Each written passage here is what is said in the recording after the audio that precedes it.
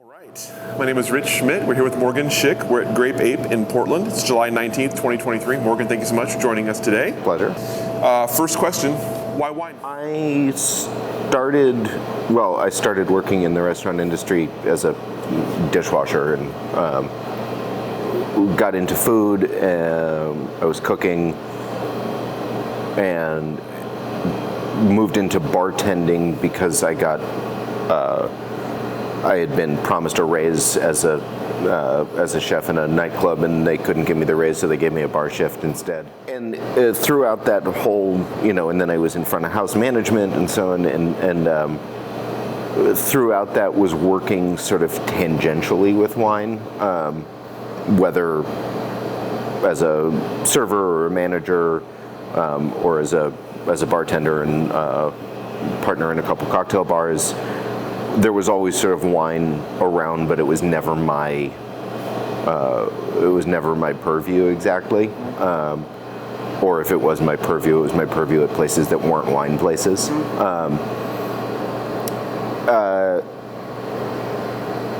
But it's always what I've wanted to drink.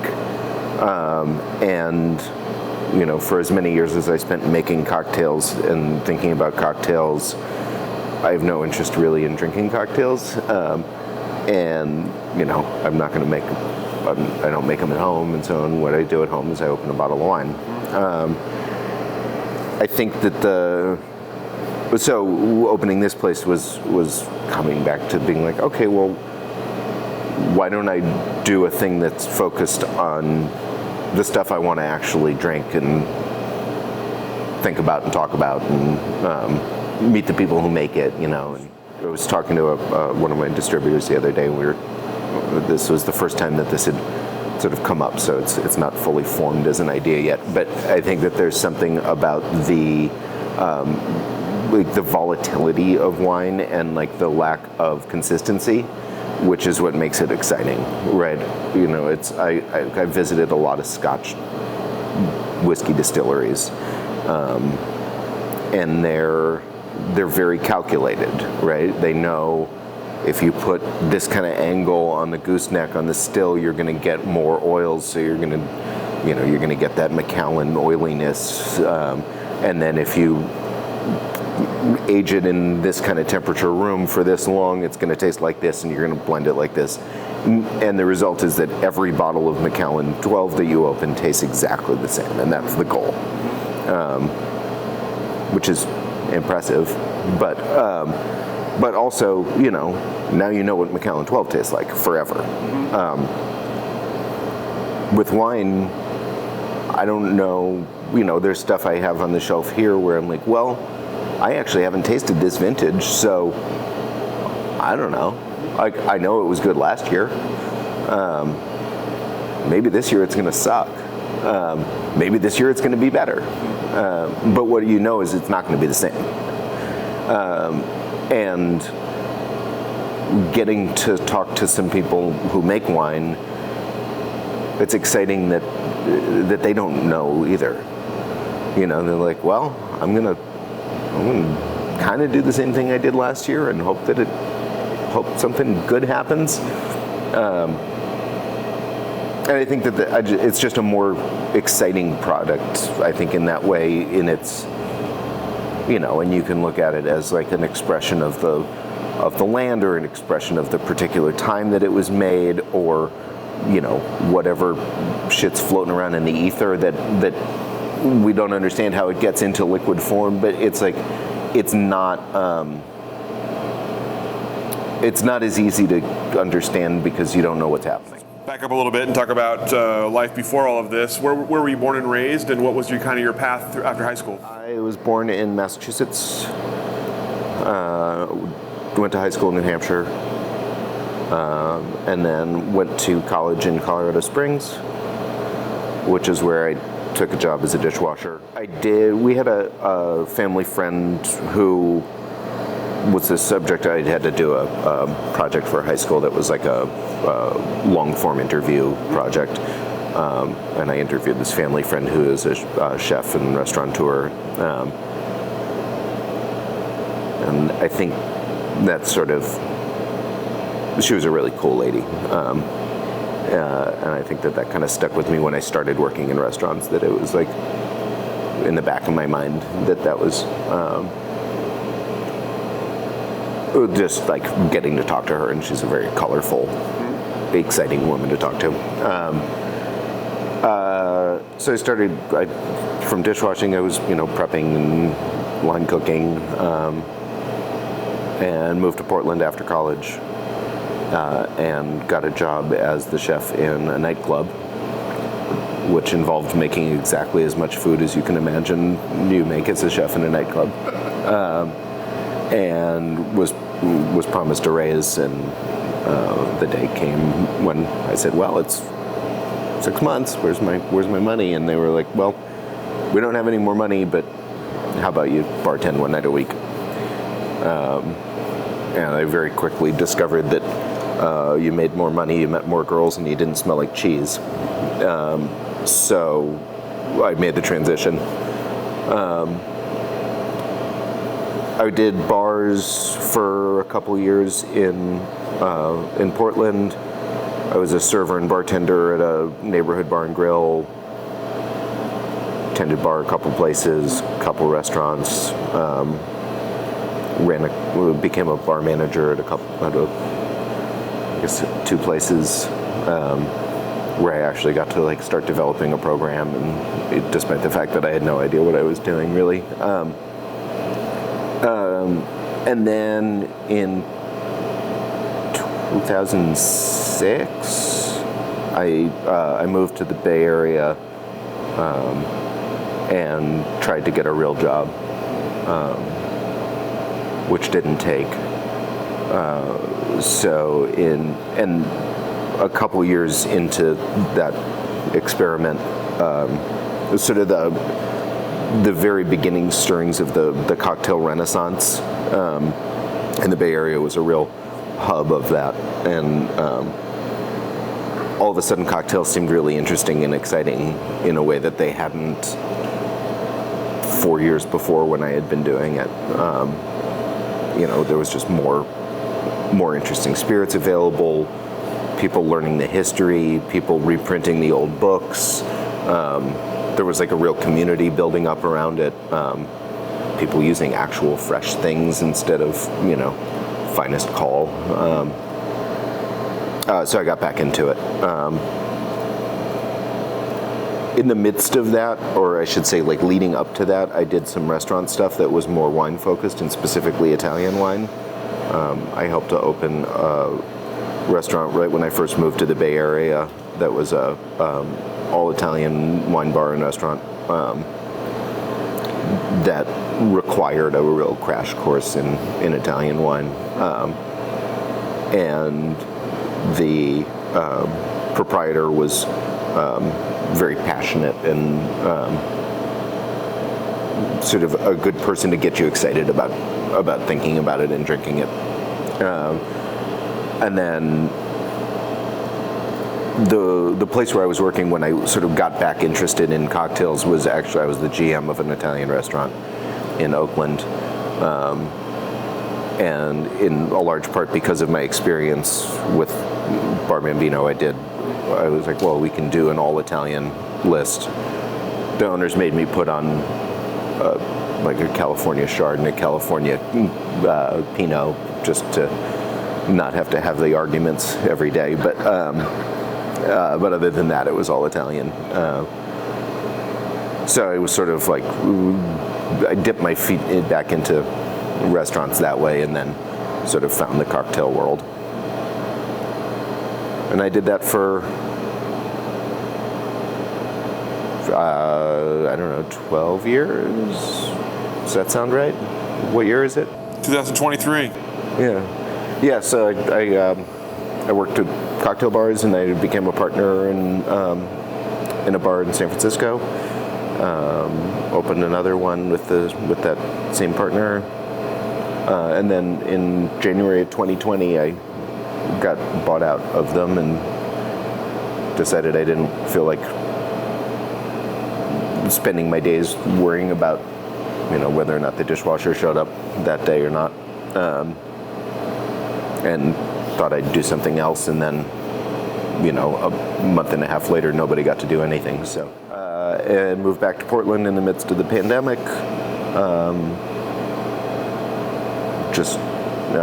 You know, I still had some friends up here. It seemed like a easier place to live than East Oakland was at that point. My girlfriend is from the Pacific Northwest, so this was like close to her family without being next door. And it just seemed, and my family was still in Northern California, so we kind of split the difference. And once I was here, it was, you know, I was looking at spaces just because that's something that I do for fun. And had sort of written a business plan for a place that was modeled roughly on a place called Bacchanal in New Orleans. And I wrote out the plan, and I was like, you know what, I could actually do this, because I was starting to realize sort of how much less rent is here, how much less the licenses are, and so on. And I was like, oh, this is actually really a thing you can do. You know, one of the problems with the industry in the Bay Area is that everything is so expensive that you have to, it doesn't accommodate weird little things. Because weird little things don't make a lot of money, and you need to make a lot of money to afford to do anything there. So when I was here, I was like, oh, I could, you know, you can do these things like Bacchanal, which couldn't exist in San Francisco because it wouldn't make enough money. That project required a giant backyard in a very specific space, and I just didn't find it. And after a while, I said, you know, maybe it's just not going to happen. And then we were doing, my girlfriend and I were in Europe last summer, and went to Paris and Bilbao, and going to those cities and going to drink in all those places. And, you know, Paris in particular, it's like the places that I like going when I'm there anyway. And then Bilbao, this strange little hole in the wall tapas places. And all of a sudden I was like, oh, right. You don't have to have the big backyard. You don't have to, it can be tiny. It can be run by one person. It can be food out of a toaster oven. You know, it's like, and it's you know, it can be really a tiny, cool little thing. So I'm going to come back to the kind of the beginnings of this place, but I want to back up and talk about kind of earlier in your career. Let's start with the cocktail side, since that's kind of the bigger part. You mentioned kind of not really knowing what you're doing, but developing a program at the same time. So tell me about getting to understand the building of a cocktail program and kind of some of the experiences you've had in making successful ones. All different kinds of menus are the same, right? Like a food menu or a wine list or a cocktail menu, a beer list, whatever. It's the same idea, right? Which is all of them need to tie together, but you also need to be able to provide something for different kinds of people or the same person in different kinds of moods, right? Like, you can't have all full-bodied reds, because nobody wants to drink a full-bodied red every single day, and not every person wants to drink a full-bodied red. Just like you can't have a menu that's, you know, nothing but Caesar salads. But then you need to have all of those various things that appeal to the different kinds of people, make sense together, and sort of create a unified whole just by reading it. You know, because most people don't drink every drink on a cocktail list or eat every food item on a menu. But it still needs to make sense conceptually together. So I guess if anything, like the way that I figured out how to do cocktail menus was by having worked in restaurants and seeing how food menus work. And a little bit of understanding writing a by the glass list for a wine list, of just being able to say, okay, we need a light crisp white, and we need a heartier white, and we need a pink wine, and we need a bubbly wine, and we need 2 red wines. And then applying that to the structure of a cocktail list, where you say, okay, well, you need something with tequila and citrus, and you need something that's stirred, and you need something, people are drinking a lot of spicy stuff, so we need something spicy, and then all of a sudden you have the map. You mentioned kind of the cocktail renaissance. So tell me about how customers' demands changed over those years, and how your list sort of accommodated that. Well, I think the main thing that changed was people stopped having as many demands, and they started being a lot more willing to take the ride, and that's what they were expecting, was to be. People no longer were going out for a drink because and being like, well, I drink Manhattans, and I'm going out for a drink, so I'm going to go get a Manhattan. And they started going out for drinks in a way where they'd be like, I'm going to go to this place because I heard that they make cool stuff, so then I'm going to go have whatever cool stuff they're making. So I think that, it became a little bit more adventurous.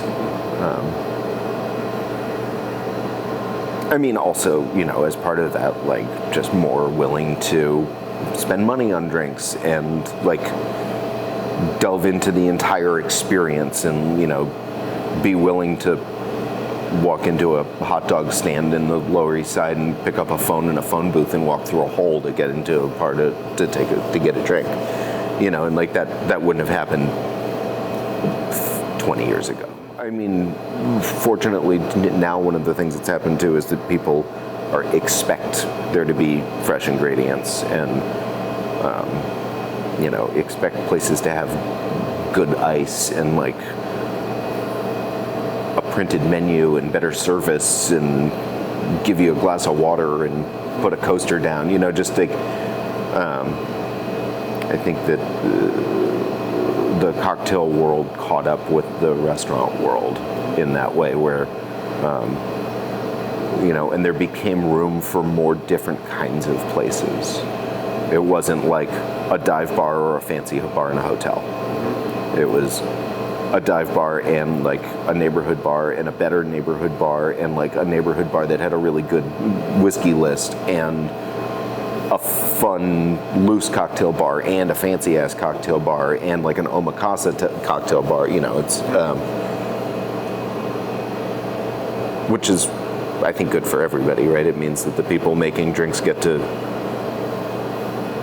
create a special, independent, unique environment, and the people drinking them get to choose what they want for the evening.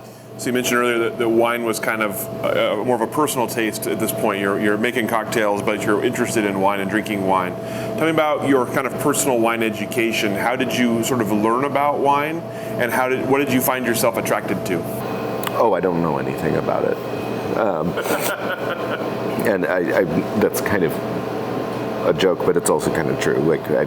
My opening this place is much more focused on my experience and my abilities when it comes to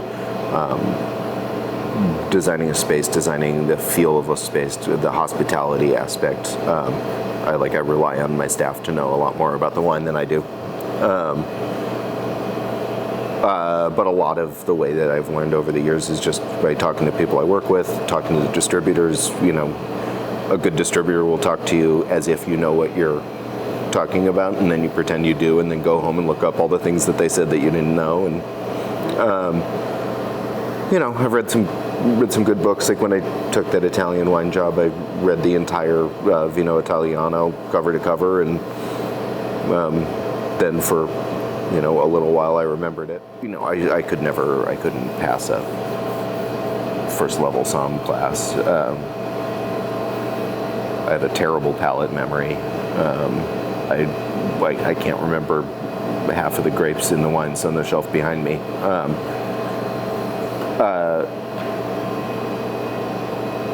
If anything, it's I think that I think that I'm pretty good at like experiencing it. I think I can talk well about flavors while I'm going through it, and just sort of like, for lack of a better way to put it, like the sort of vibe of whatever the wines are. But I have very little formal education in wine, and it shows. So what did you like the wines that you liked?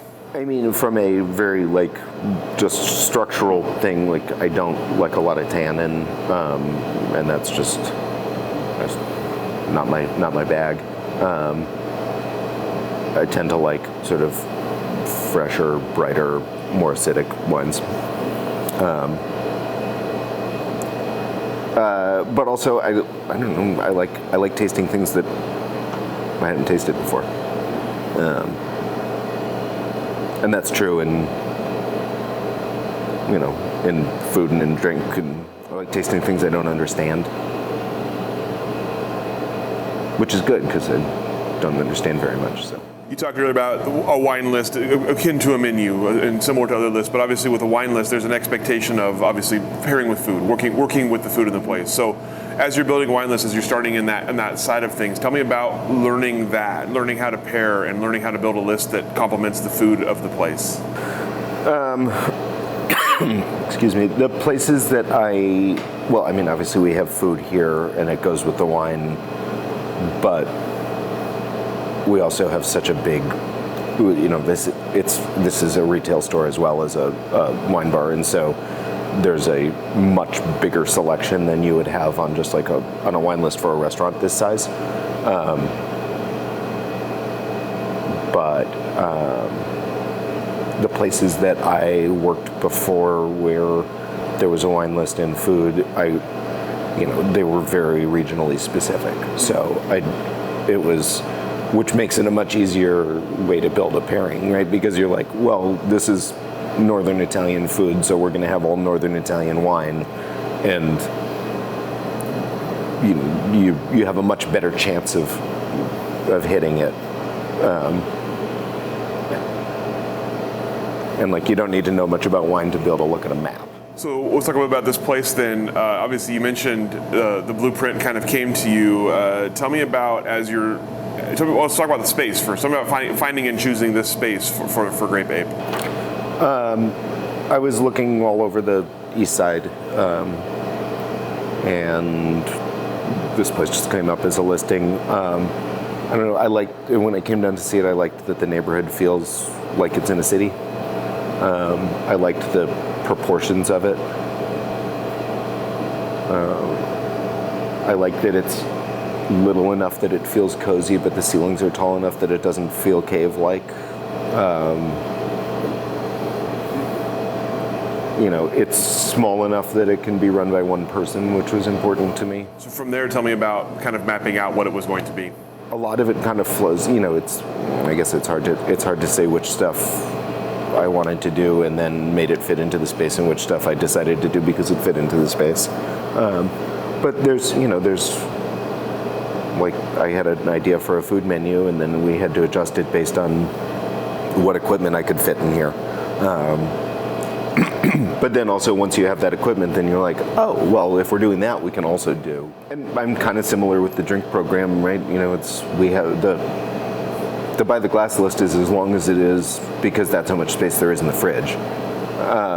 And we have exactly the right number of bottles on the shelf, because if I had more, there wouldn't be anywhere to put them. I mean, that's my experience with every place I've ever worked on, no matter what kind of place it is. It's like,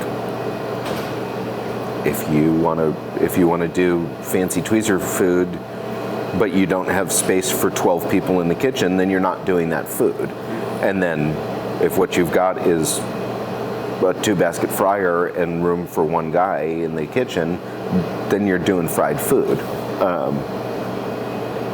And then sort of other decisions tumble from those. I've also done enough openings to know that, like, there was a lot of this where I was like, well, I know what I want it to feel like. Mm-hmm. And then I'm not gonna trick myself into thinking that I know what the specifics of those things are, because they're never what you plan on. And with this one, I just wanted to strip away a lot of the excess to try to make it as easy to open and easy to operate as possible.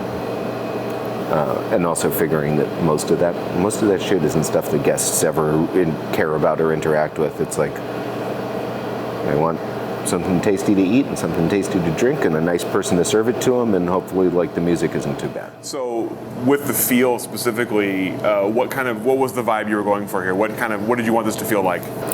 A bar, in that way where my old business partner always says that there's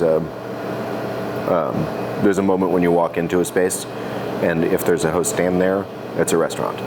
Right, and it doesn't matter what else happens in the rest of the space and how much the person who's running it is like, no, we're a cocktail bar.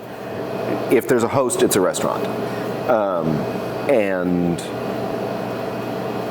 that I always liked that insight, right? Because that means that when you walk in, then you know how you interact with it. If it's a restaurant, you don't dance on the bar, right? You don't like get up to get your own water. You expect somebody to come over and take your order, and then someone to come over and drop your check. It's like, if it's a bar, then you talk to the guy next to you. You like wave your arm for your server if you need something. You like pick your drink up and walk outside to smoke a cigarette. All of this much more casual interaction with the space and with the guests, with the staff and so on. So that was the biggest thing, and sort of part of that too is setting the expectations of, I guess it's like if you kind of like lower the expectations, then you can over deliver in a lot of ways, where it's like, if you get delicious food in a fancy place, you're like, well, yeah, that was, I spent $200, it better fucking be delicious. If you get delicious food in a casual place where the person who's serving you is in a t-shirt and the music's a little too loud and like, the bar was made of plywood, and then you get something that's delicious and you're like, oh, wow, that was really delicious and it was only $12. I think that's a nicer experience for everybody involved. Right? So you mentioned obviously you had experience opening other restaurants and things like that. Tell me about how this compared to the other places you've opened. It was much cheaper and much easier. Part of which was that I was doing it myself. So I could cut the corners that I felt comfortable cutting and didn't have to agree with anybody else on it. Partially because, my dad and I put up the wainscoting and painted, because he works for free. And so there's stuff I kept from the space that was here before that like isn't what I would have chosen. Like I wouldn't have picked those shelves behind the bar, but it's what was here, and so that's what we did. And just being that, taking that more flexible approach made it a lot easier. And then some of it was just luck, right? It's like I lucked out, I got really good staff, and so like within 2 weeks I was like, oh cool, I feel comfortable not being here all the time because I trust these people. And that doesn't usually happen. I lucked out. The landlords are really nice and like really accommodating. My buddy's brother is a electrician, and so he came in and did the electrical work, and like, how often do you just happen to know somebody who has an electrician for a brother, so a lot of it was just good fortune. Although, ask me again and let me tell you it's all because I'm really, really good at this, but I think it's really just good luck. And tell me about the name and the branding. I thought the name was funny. My family has always had a gorilla fascination. It rhymes,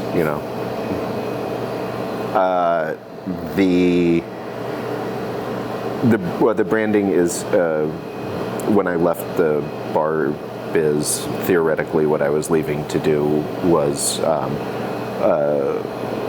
a creative firm focused on the hospitality industry, so branding, interior and graphic designs, specifically for bars and restaurants, which I still do, but this has been, so doing this, one of the ways that I rationalized doing this was by saying that this was part of like a business card for that business, like a proof of concept. But also, during lockdown, I didn't have anything to do, so I just did the branding because it's fun. And I felt obviously a lot of the feel for the branding is a real like underground comics kind of a thing, which I felt like sort of fit the ethos of the natural wine world a little bit, that sort of like a little bit irreverent, a little bit like a little bit rough around the edges. It's also just stuff I like. It's a nice thing about doing a small project by myself is like, people are like, why do you have a picture of Elliot Gould on the wall? I'm like, I don't know, because I found it and I thought it was funny. And there doesn't have to be any other explanation for anything I do here because there's no one else to complain about it. So yeah, it's like I drew the the G with two eye holes and a tongue, and I thought and it made me laugh, and so there's the logo. Might be the hairiest man who ever lived, Elliot Gould. He's certainly in the running. Great picture. So you mentioned natural wine, so tell me about deciding on wines. You mentioned not being the wine expert, but you obviously know what you like and you know what you wanted to have here. So how did you go about creating the wine list and the wines you wanted to serve here? For the initial order, probably 2/3 of it was just picking based on just reading through the book and of all the distributors. Some of it I knew, some of it I could guess, some of it I had researched a little bit. And it was very much that thing of being like, okay, well, I need, some stuff from France and some stuff from Oregon and some stuff from California and some stuff from Italy, and just like, maybe, a quarter red, a quarter white, but whatever. That sort of an idea, and just built it out. As now that we're running, I'm buying things more based on the actual tasting. And then it's changing with seeing how people are drinking. I have way less red wine than I did when we opened, which obviously means that I sold it because it's not here anymore, but it sells less than everything else. Part of that is just like it got hot faster than I was expecting it to, and so but then I was like, oh, it's summertime, like everybody's going to want rosé, and everybody wants orange and light chilled reds and not rosé this year. So we're only 10 weeks in, so there's still, for a while, at some point I was like, oh, I don't have nearly enough sparkling wine, and then I brought in a bunch of sparkling wine, and then nobody drank it, and then I had too much sparkling wine, so we're still figuring it out.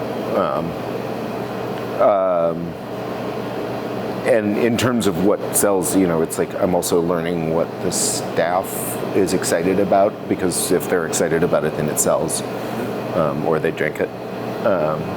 And if they're not excited about it, then it sits on the shelf. I'm curious about the actual opening of the place. When you opened it up, how did that go, and was it what you expected? It went pretty well, I think. We were busier off the bat than I thought we were going to be. It hasn't had the upward growth that I would hope for, but it also started out better than I thought it was going to, so it's like we're still ahead of where I thought we would be this early on. people seem to like it. I don't know. You never know what the place that you're opening is until you open it, and the people show up and tell you what you just opened.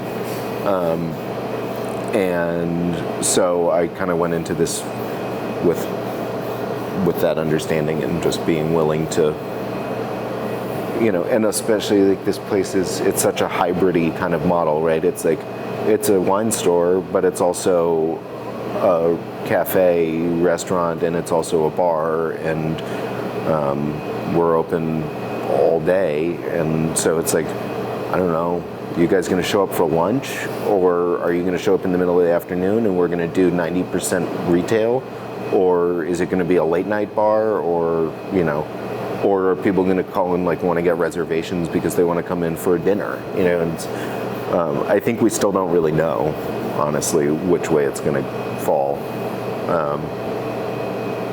We're doing less retail than I thought we were going to, but I also have the least experience in retail, so I don't know how long it takes to build up a retail clientele for a wine shop, because I've never had one.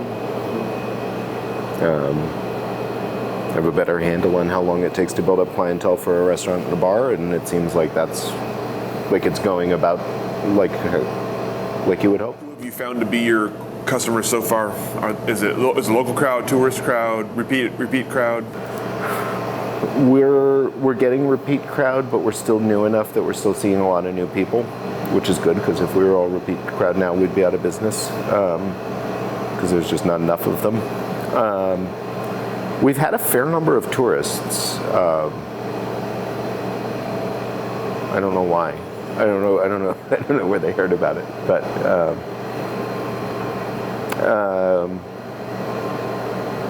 yeah, a lot of local folks, some folks in the neighborhood. There's a couple offices above us, and the folks from there come down.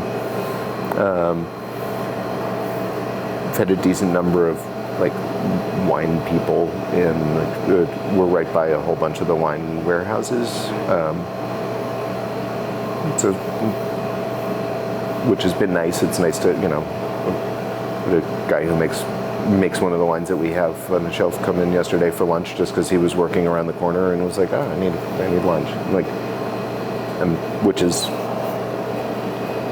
he was a nice guy too, so it's like, it's nice to talk to him, but just makes it feel nice that the people who you're selling their stuff want to come here also, and he just came here for a sandwich and a beer. He wasn't in to sell anything. Or you mentioned staff, and obviously you've had a lot of experience building and keeping staffs in the past at restaurants and stuff. So tell me about kind of what you look for when you're building a staff, what you look for here, and what the kind of the vibe of the customer service is here. I don't know, Jordan, can you still hear me?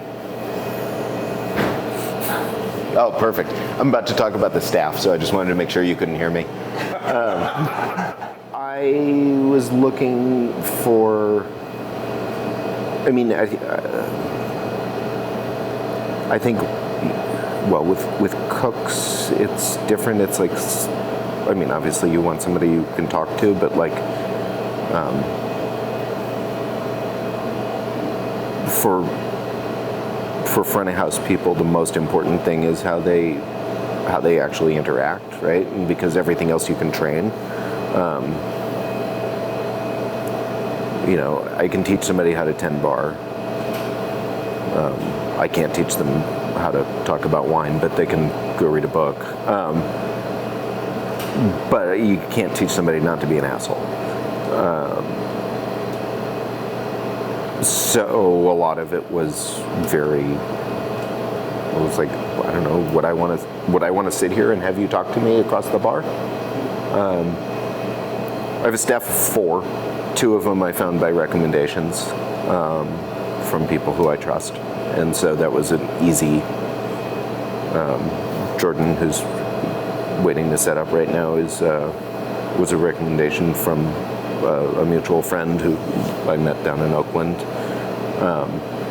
And honestly, the interview process was basically like, well, Den says you're okay, so I guess you're okay, like that, because he wouldn't send me somebody bad.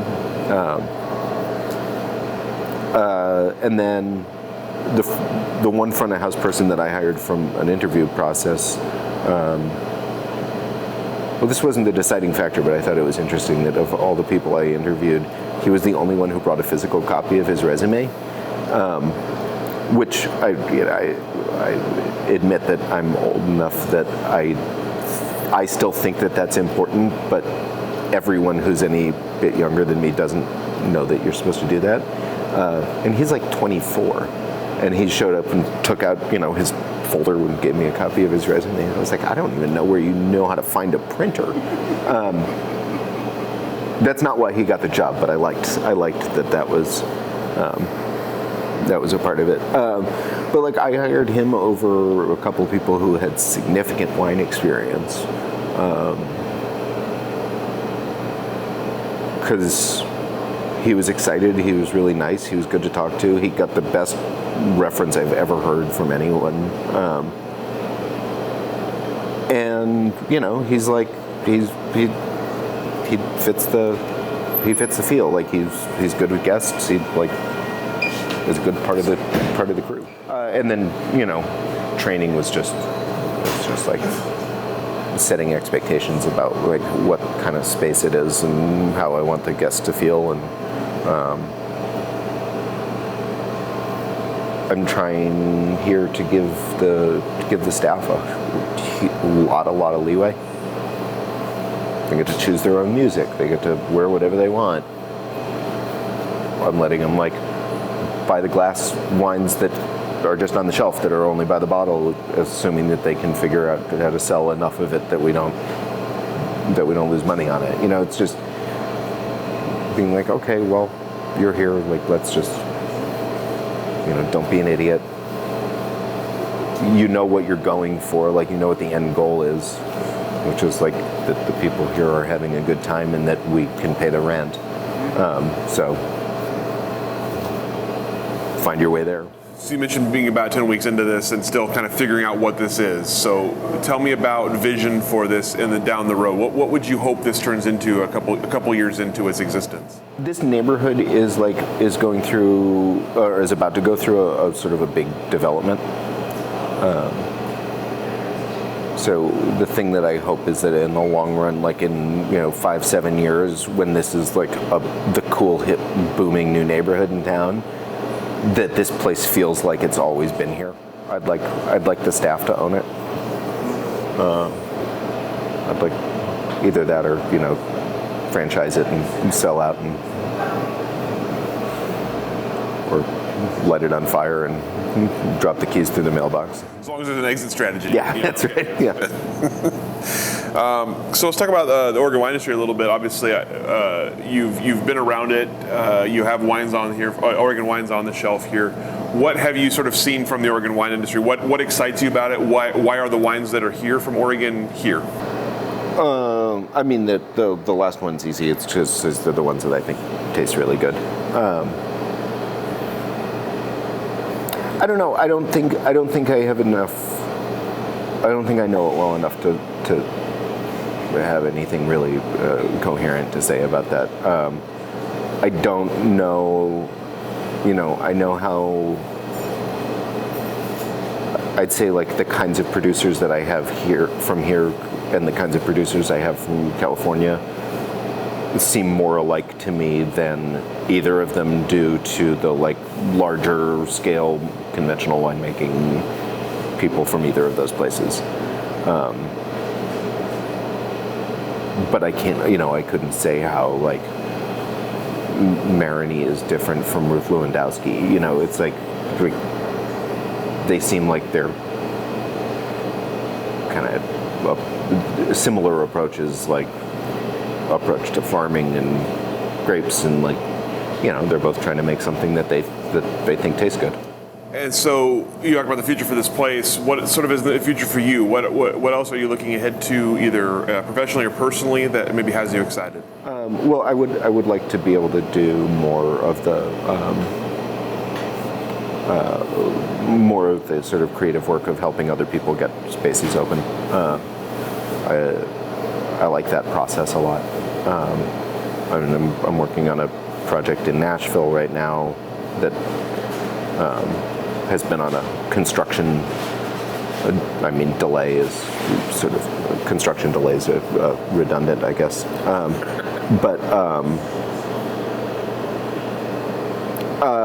Yeah, I enjoyed that process. So I'd like to be doing more of that. I don't know. I'm an idiot, so I still look at other places, other spaces. I think Jose could run a really amazing restaurant. The short term is to not lose a whole lot of money, and then the longer term figure out another way to maybe lose a lot of money afterwards. After kind of a glutton for punishment. Yeah. I think everybody in the restaurant industry is in it because we deep down hate ourselves somewhere. All right, that's all the questions that I have for you. I want to get out of here before so you guys can open up, or been in your way long enough. Oh yeah, we should probably get set up. Appreciate you taking the time, sharing your story with us, and showing off your space, and we'll let you off the hook. Thanks. Thank you.